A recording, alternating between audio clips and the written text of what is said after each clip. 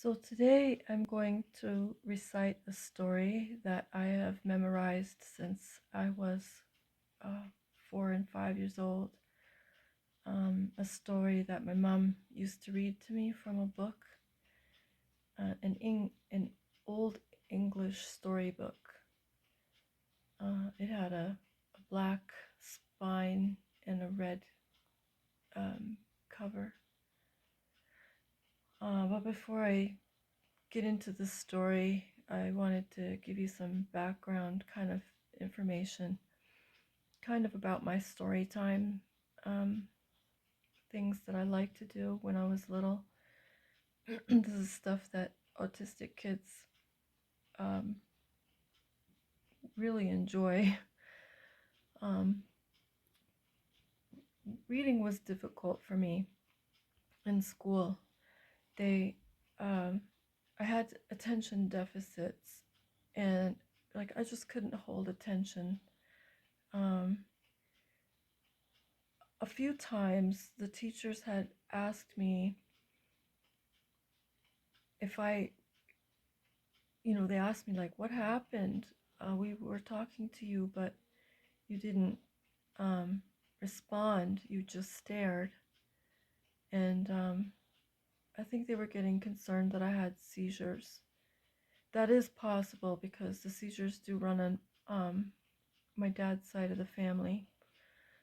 But I think it might have just been autistic immersion in my own little world.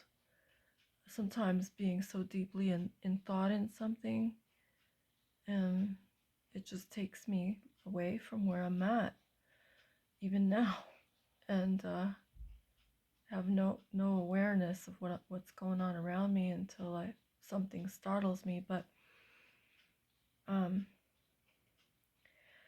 yeah, so they did things like putting boxes on. They got tired. The teacher was a bad teacher that year, second grade. She got tired of every time she called my name. I wasn't prepared to do my part reading, and it was just Dick and Jane books, Mother, Mother, C-Spot, C-Spot Run, C-Spot Catch the Ball, Sally, Ruth, and I don't remember the little boy's name right now in the family. But so, I mean, they just kept resorting to more and more things. Um,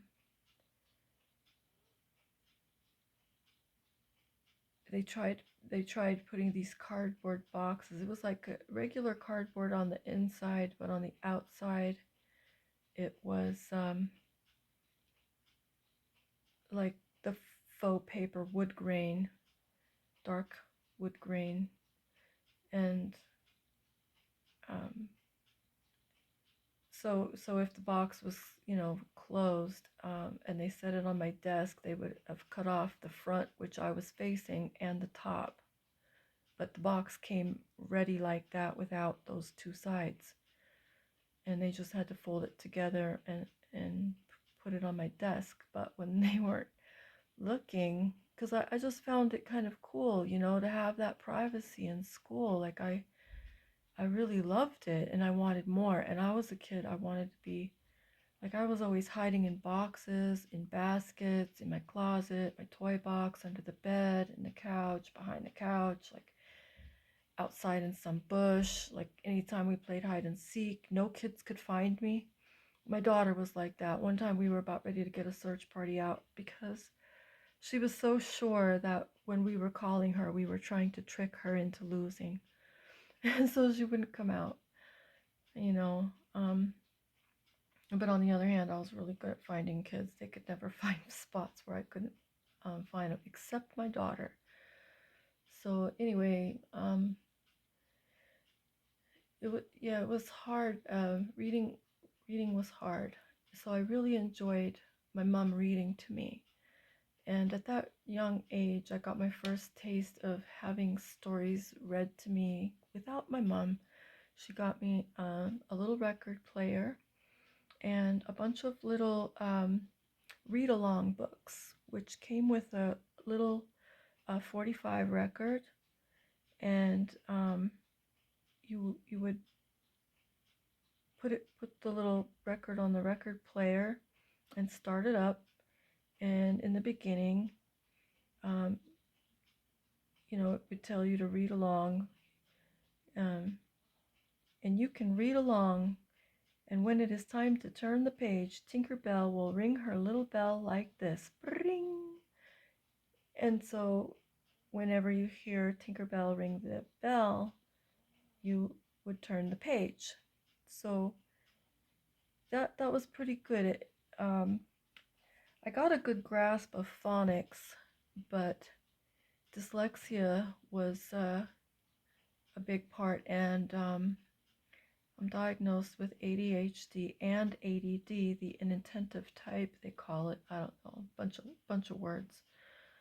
All it really means is my thoughts are racing. Inattentive is I'm not showing up. Just not there. But as time went by, my reading comprehension got really good.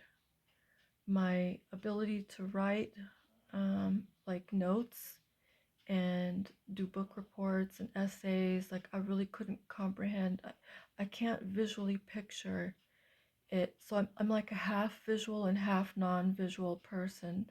My son is a non-visual, so he doesn't have visual memory, and it creates a severe hardship for him in his job as an electrician. But for me, it's kind of half and half, and I can't really tell you where the line is drawn. I can't say it's this, that, or the other that makes or breaks a time where I'm able to remember or not visually.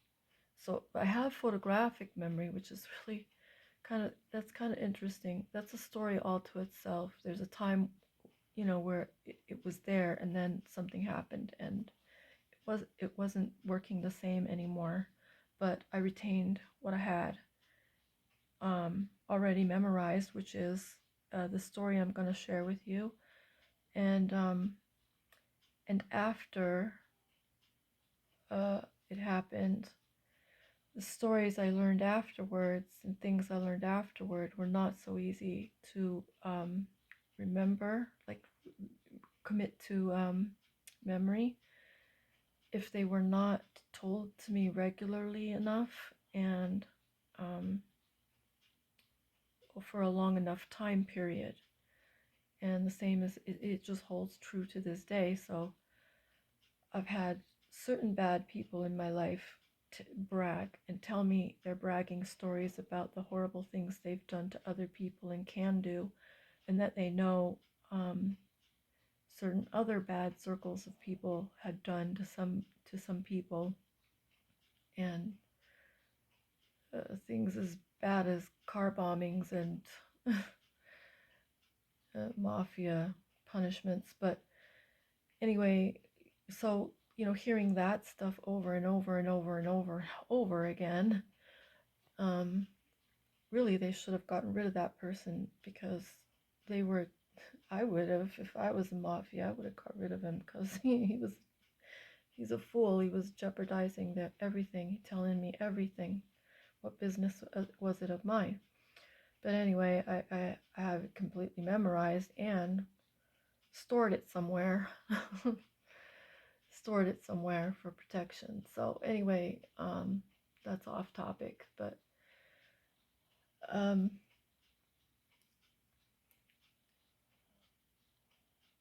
so this stuff led on up into all the way up, like every year from first grade, even kindergarten. I had difficulty learning.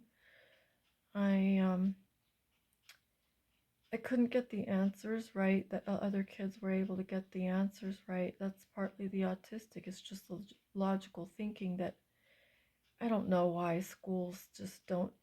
They tell you they're trying to teach you to be logical, but they're asking you to use illogic thinking to answer their logical questions. So sometimes it was the scenario stories, like math stories. How many blocks did so and so walk? How many miles you walk? This many miles this way, that many miles. How many miles altogether? Kind of. But in kindergarten, it was following instructions.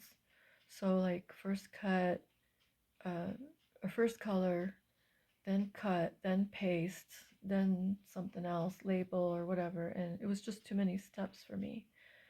And I couldn't when asked to tell what the steps were, I would politely be reprimanded by the nice teacher, but she was losing patience with me all the time, and it was becoming a dread to come to school, like a panic. And then once I'm there, I was in survival mode, so I was numbing up terribly. Just like probably like in the second grade when they couldn't call me, like it was just some of the experiences done to me by neurotypical teachers were just so painful that I probably dissociated. I was when they calling me, I probably just wasn't there emotionally. I was away from myself. So I was supposed to have flunked the first grade, but first grade teacher, uh, my parents promised that they would tutor me over the summer, and they tried. I think my dad's dad dropped him out because my dad it's genetic, a learning disability. I mean, we're all autistic. There's certain things, certain genetics, certain genetic autistics. Their families have sometimes what's called a learning disability. What it really is like the wiring. It just doesn't. It never gets like plugged into the right place. So it was explained to me by a professional one time, like um, when it's not wired properly, the message is going to a part of the brain that either can't handle it properly, fully, or can't handle it at all.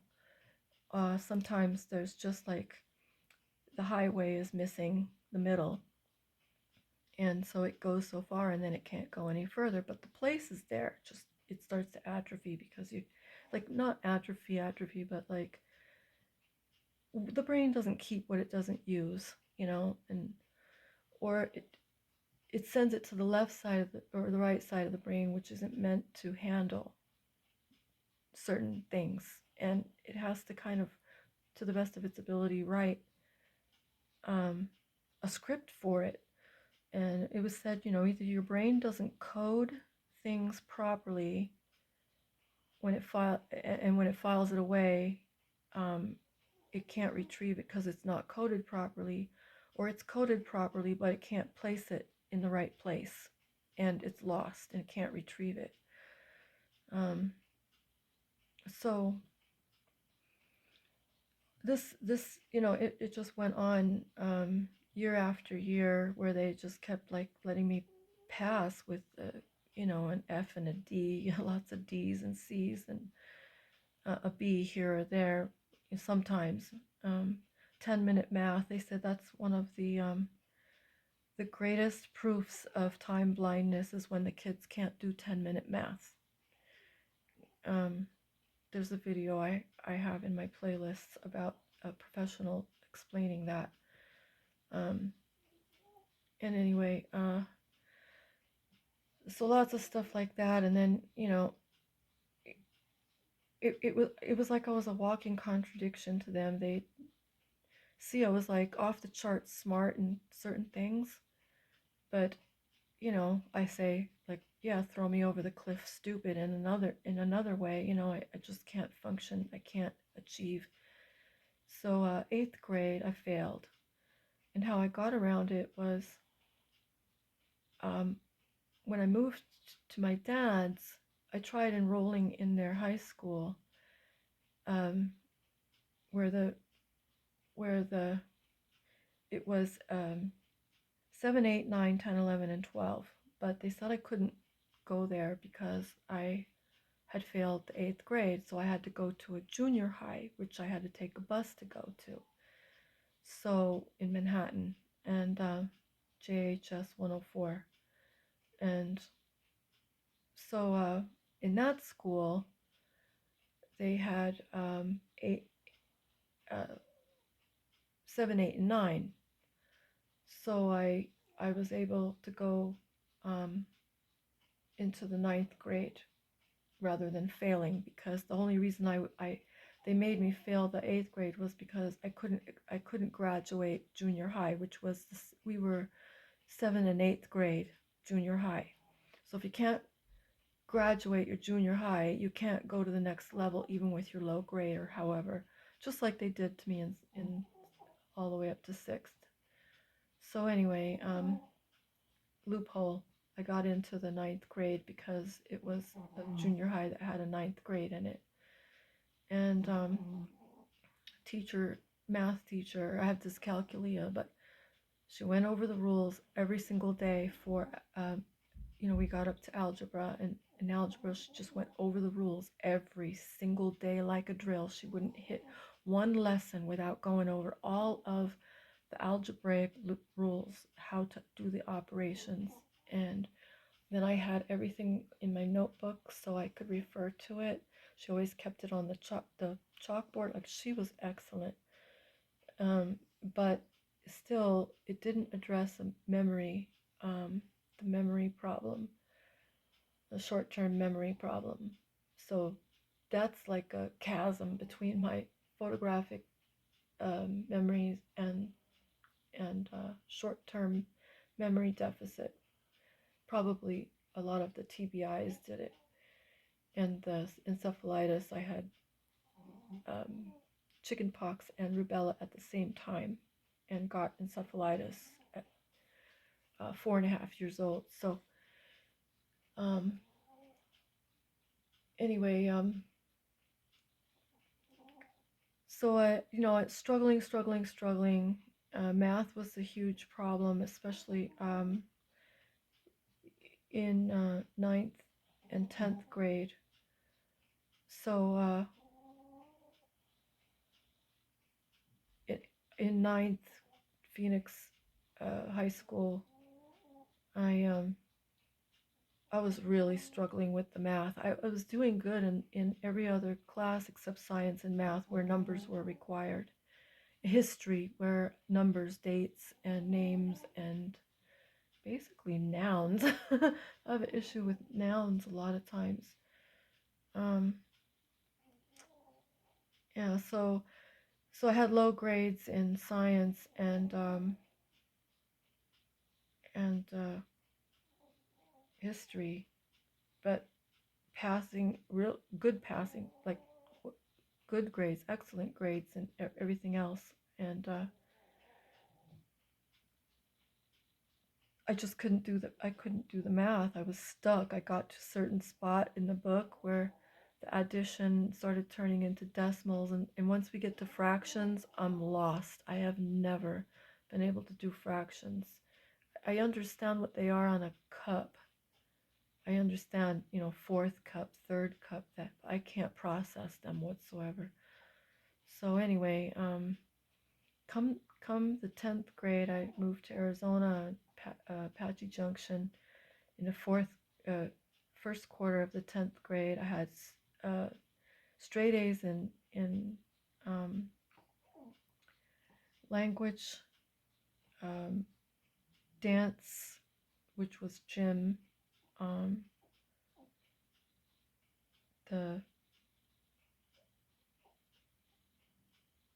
forget what else I had, typing, and I can't remember if it was a language.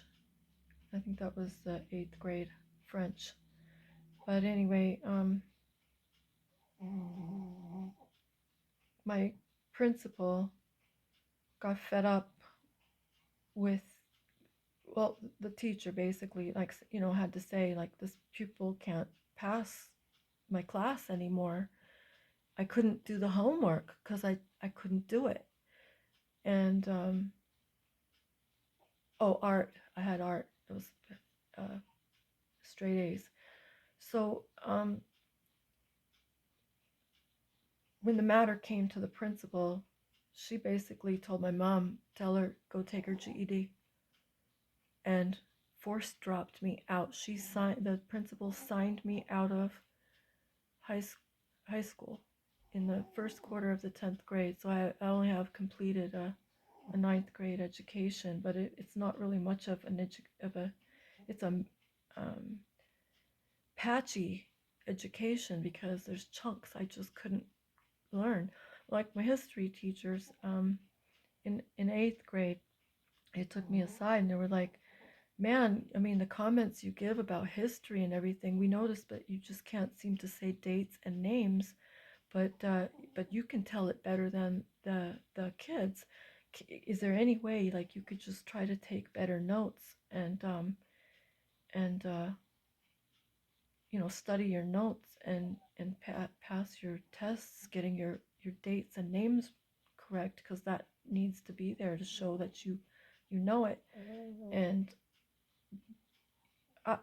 notes are so bad. Like with the dyslexia, I can't find my place in the notes. I can't make sense of the notes. And over all this time, I've basically become an audio learner. I cannot.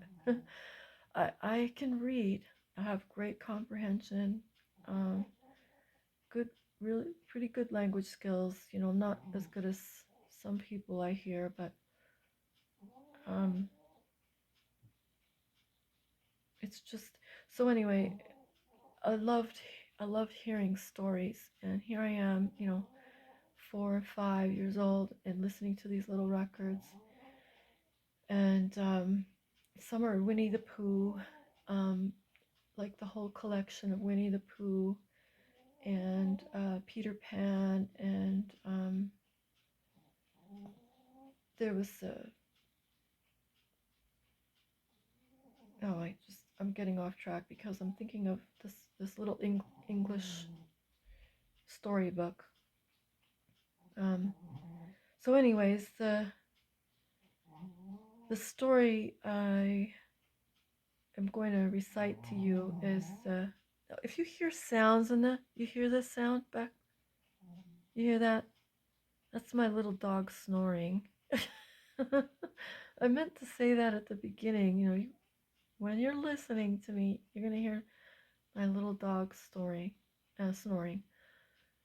So this story is called The Woman.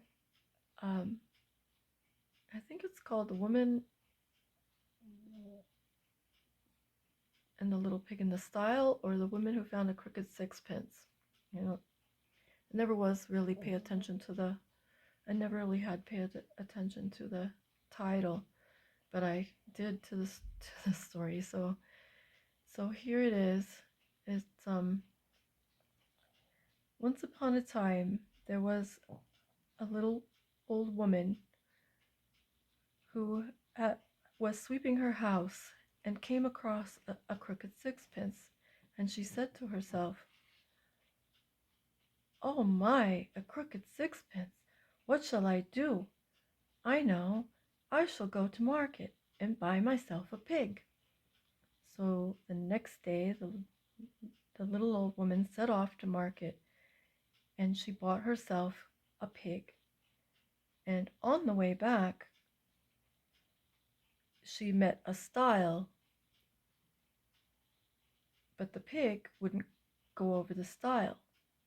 So she went a little further and met a dog. And she said to the dog, "Dog, dog, bite pig. Pig won't go over the stile, and I shan't get home tonight." But the dog wouldn't. So she went a little further and she met a stick. "Stick, stick, beat dog. Dog won't bite pig. Pig won't jump over the stile, and I shan't get home tonight." But the stick wouldn't. So she went a little further and she met some fire. She said to the fire, "Fire, fire, burn stick. Stick won't beat dog. Dog won't bite pig. Pig won't jump over the stile, and I shan't get home tonight." But the fire wouldn't. So she went a little further and she met some water. And she said to it, "Water, water, quench fire. Fire won't burn stick. Stick won't beat dog. Dog won't bite pig. Pig won't jump over the stile, and I shan't get home tonight." But the water wouldn't. So she went a little further and she met an ox. Ox, ox, drink water. Water won't quench fire, fire won't burn stick, stick won't beat dog, dog won't bite pig, pig won't jump over the stile, and I shan't get home tonight. But the water wouldn't, or the ox wouldn't. So she went a little further and she met a butcher.